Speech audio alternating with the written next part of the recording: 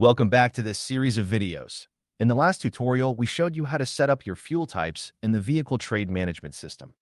In this tutorial, we'll guide you through how to set up the transmission type system setup options to configure the Vehicle Trade Management System effectively. Let's get started. On the System Setup page, there are three options under the System Setup, and in this video, we will be setting up the transmission types.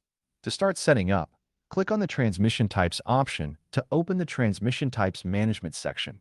This allows you to view and manage existing transmission types.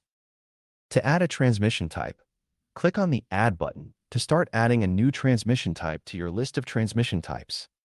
A form field will be opened up for you to enter the transmission type name to specify the name of the new transmission type you want to create.